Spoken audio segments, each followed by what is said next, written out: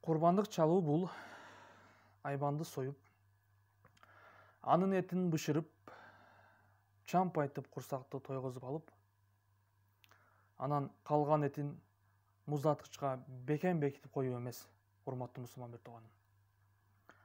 Чыныгы курбандык бул айбанды мууздап, анын этин чыныгы муктаждарга таркатып, аны менен бирге адамды жараткандан узакташтырган мал мүлктү, буюм тайымды жана бул нерселерге болгон сүйүүнү курбандыкка чалуу. Чыныгы курбандык адамдын колуна мүмкүнчүлүк келсе текебелленип, менменсинип, адам тааныбай калган сапаттарын курбандыкка чалуу.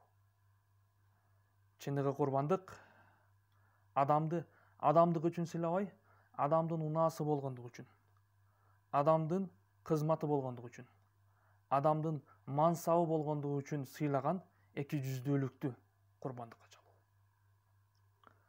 Чыныгы курбандык өзгөлөрдүн кызыкчылыгынан, коомдун кызыкчылыгынан өз кызыкчылыгын көздөгөн эгоисттик сезимди курбандыкка чалуу.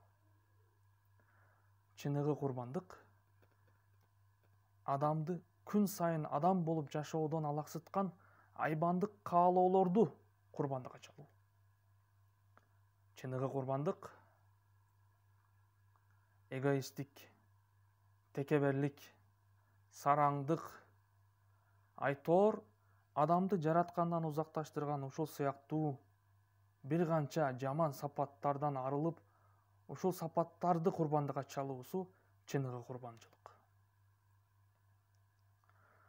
Курбандык чалууда ушул жогоруда айтылган негизги эрежелерди да унутпастан аткарсак, биз курбандык чалуунун негизги маани, маңызын, максатын жана курбандыкка жараткан тарабынан жүктөлгөн даанышмандуулукту түшүнүп жетмекпиз.